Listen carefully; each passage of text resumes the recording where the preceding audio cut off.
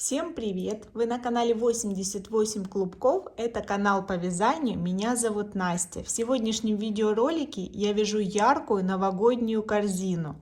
Она будет прекрасно смотреться на праздничном столе или под елкой. Решит вопрос хранения мандарин, конфет и даже может послужить упаковкой небольшого презента.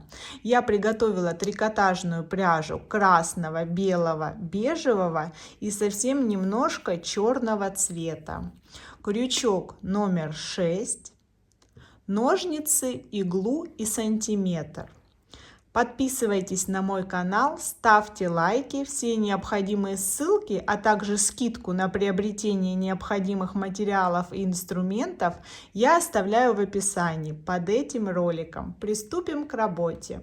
На моем канале уже есть подробный видеоролик по вязанию круга крючком, узором, галочка в раскол.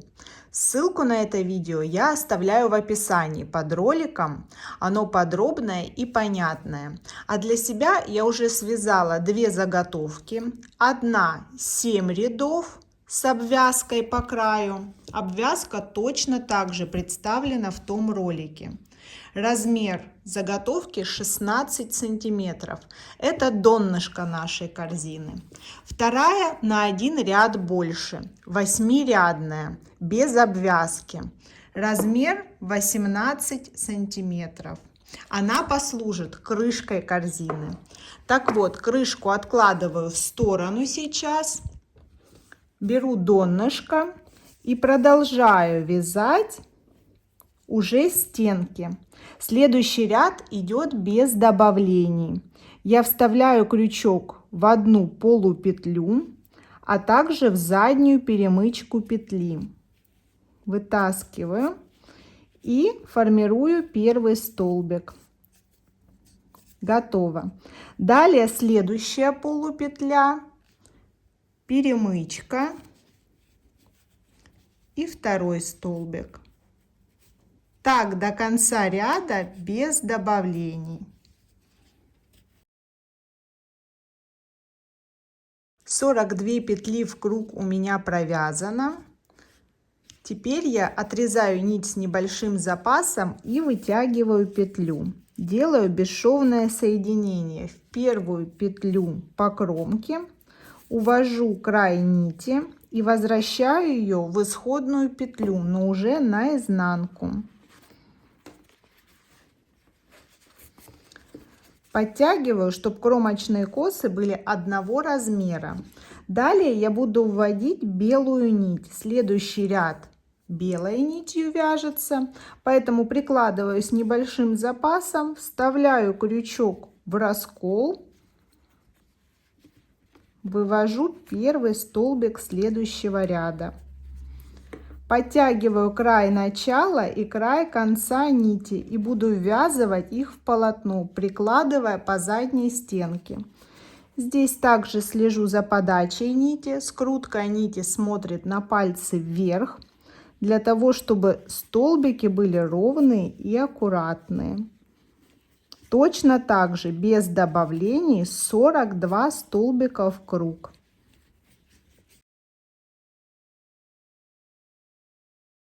Здесь в конце ряда соединяю ряды любым удобным способом. Вставляю крючок в первую кромочную петлю, увожу петлю туда.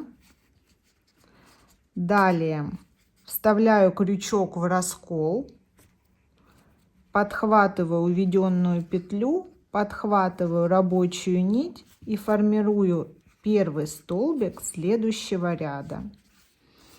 Готово. Далее буду вязать по схеме. Узор по корзинке занимает 13 столбиков в ширину, поэтому отцентровываю как мне удобней. Я хочу оставить шов корзины, хоть он и не заметен, позади, и вывязать узор в этой части. То есть сейчас маркирую первую и 13-ю петли с нужной стороны. Ряд красный, ряд белый уже провязан. 4 галочки бежевого цвета в следующем ряду мне нужно провязать. Итак, отцентровываю 1, 2, 3, 4, 5, 6. Вставляю маркер здесь.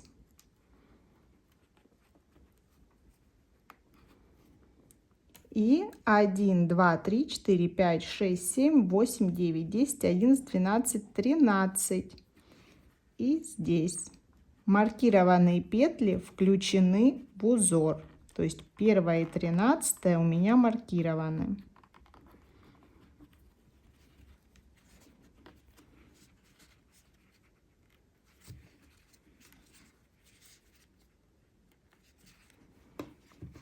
Далее вяжу белой пряжей до маркера столбики в раскол.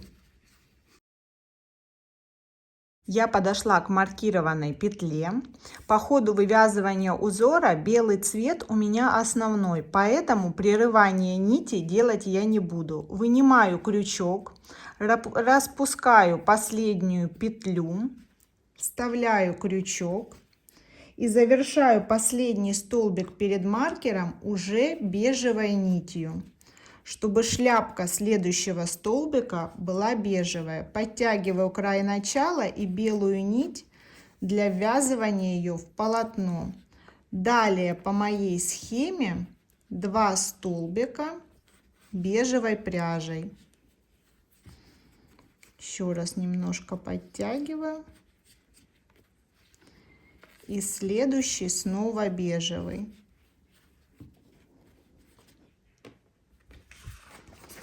Далее по схеме 9 белых столбиков. Обращаю ваше внимание, шляпка следующего столбика тоже должна быть белой.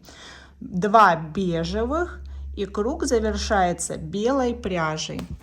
Что значит шляпка? Шляпка — это вот эта петля. Снова распускаю ее, вставляю крючок и провязываю ее белой нитью. Готово. 2 столбика с бежевыми шляпками и следующие 9 столбиков белой нитью. При этом бежевые нити не буду прерывать, буду ввязывать в полотно. Корзина будет плотнее, жестче, но если у вас ограничен объем бежевой пряжи, то, конечно, можно каждый раз отрезать и в новом ряду вводить новую нить, ввязывая края в полотно. На ваше усмотрение, я прерывать нить не буду.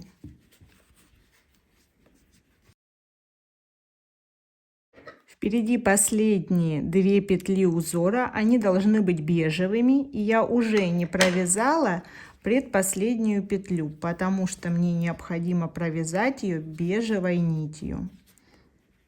И далее 2 галочки в бежевом цвете.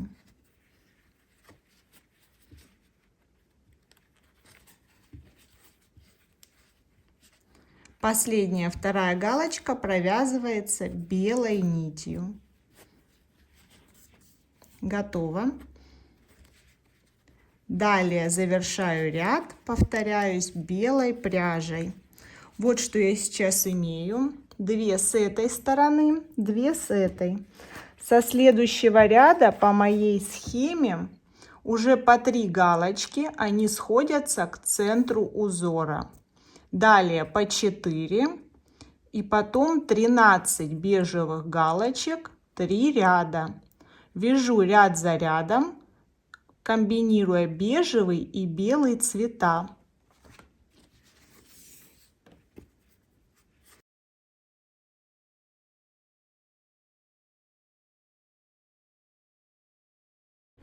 Я завершаю свой узор бежевой пряжей. Последний 3-й ряд провязан. И сейчас у меня последний столбик. Вывожу столбик и отрезаю бежевую нить с небольшим запасом. Далее шляпка этого столбика уже должна быть белой. Провязываю белой нитью, подтягиваю бежевую и ввязываю ее в полотно. Завершаю этот ряд. Далее провязываю чисто белый ряд и далее уже перейду на красную нить.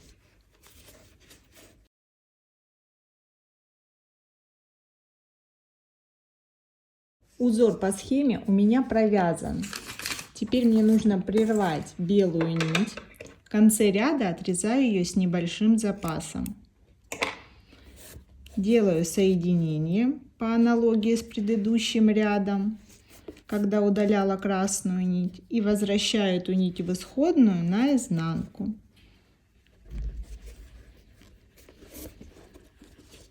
Готово. Край нити вяжется в полотно. Следующие 2 ряда я вяжу красной пряжей. Формирую первый столбик следующего ряда.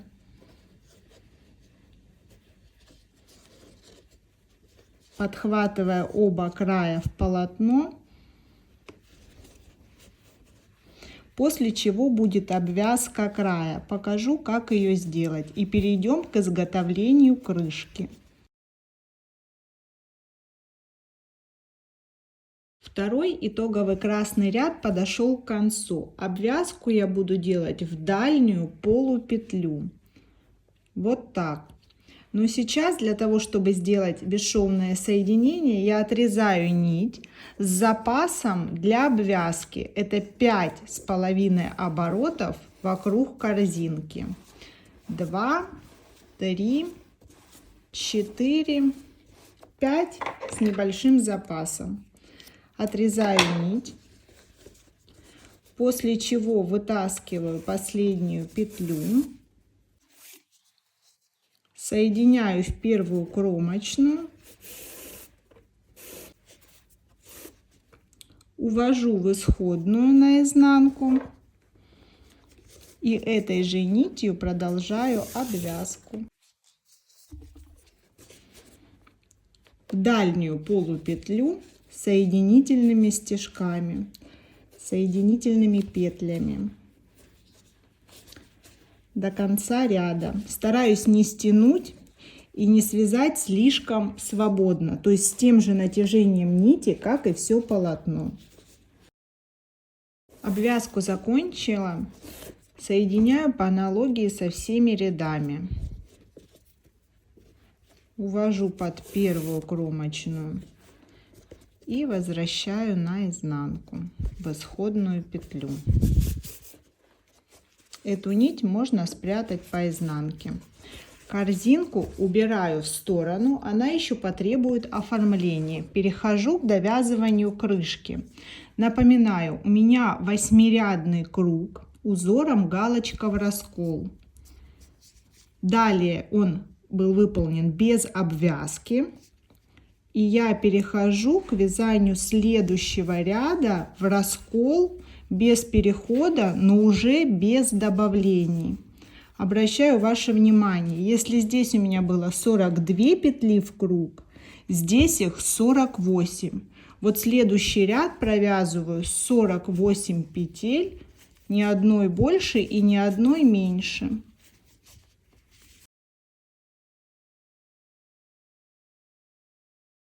Следующий второй ряд после вязания круга я вяжу без добавлений. Это будет именно та часть, которая будет находить на эти 2 красных ряда.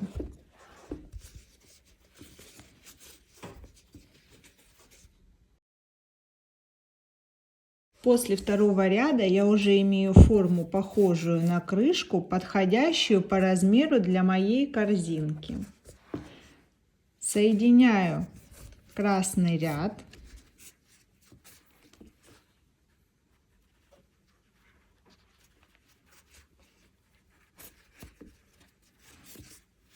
Подтягиваю, готово. И прохожу еще ряд белой нитью.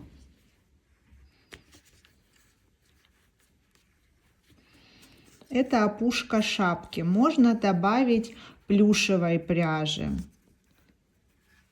Но я выполняю изделие только из трикотажной, поэтому решила не отходить от этой идеи. Ряд белый плюс обвязка. Обвязка будет делаться немного иначе, чем по внутреннему краю. Обвязка будет также соединительными петлями, только в обе дужки кромочной косы. Сразу с ряда столбиков перехожу на обвязку.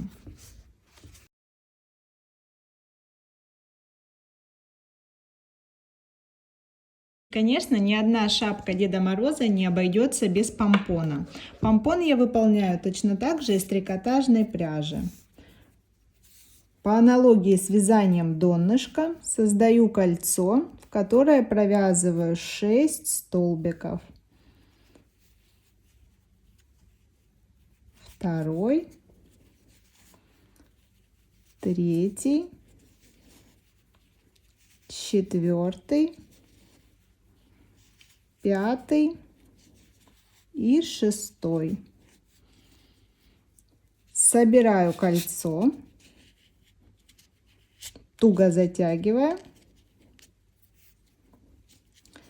соединяю ряд любым удобным способом.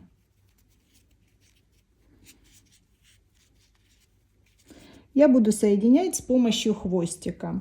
Протягиваю в петлю хвостик и регулирую размер этой петли. Все, круг зафиксирован. В следующем ряду я провязываю в каждую галочку в раскол по 2 столбика. Нахожу первую, провязываю в нее первый и второй столбики. Таким образом, из 6 к концу ряда у меня получится 12. Вторая галочка. И снова в нее же. И так до конца ряда. 12 столбиков провязано. Снова соединение с помощью хвостика. Подтягиваю петлю. Далее вяжу 2 ряда без убавлений и добавлений. То есть вот как есть у меня в ряд 12 столбиков в раскол, 12 и провязываю 2 ряда подряд.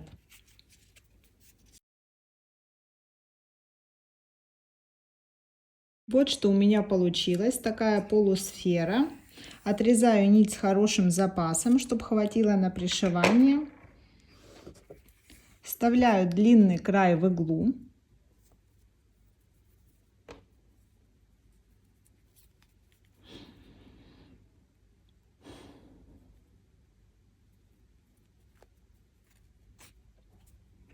И самыми обычными стежками туда-обратно, туда-обратно. Так как у меня в окружности 12 петель, соответственно, пришиваю я по 12-петельному кругу.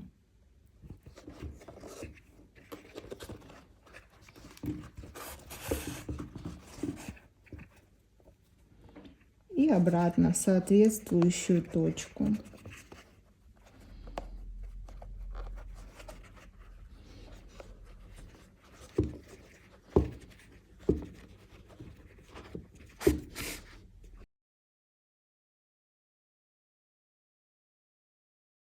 Несмотря на то, что вязаное полотно очень плотное, я дополнительно набила ручку наполнителем. Убираю в сторону, перейду к оформлению лица моего Деда Мороза. Итак, свяжем нос. По аналогии с крышкой и с любым кругом создаю петлю, куда провязываю 6 воздушных петель. Первая, вторая, третья, четвертая, пятая и шестая. Складываю кольцо пополам и плотно-плотно затягиваю. После чего отрезаю нить с небольшим запасом и делаю соединение ряда в первую кромочную косу и в исходную петлю наизнанку.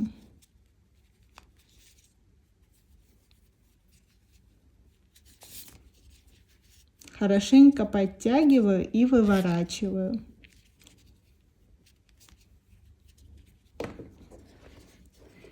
здесь по центру пришиваю тем же самым способом, что и помпон на шапку.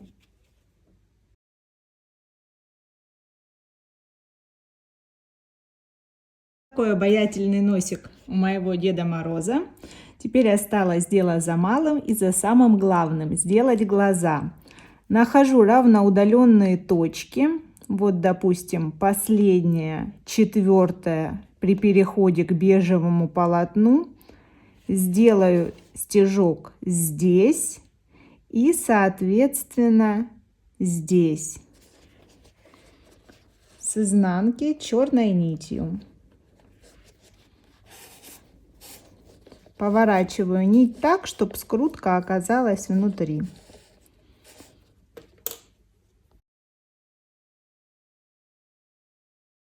Вот такой обаятельный и очень праздничный Дедушка Мороз у меня получился. Корзинка прекрасно смотрится как с крышкой, так и без крышки. Дети и взрослые будут в восторге. А мандарины и сладости не будут разбросаны по всему дому, а будут надежно храниться у главного персонажа праздника. Подписывайтесь на мой канал, ставьте лайки, будет много интересных видео. Всем пока!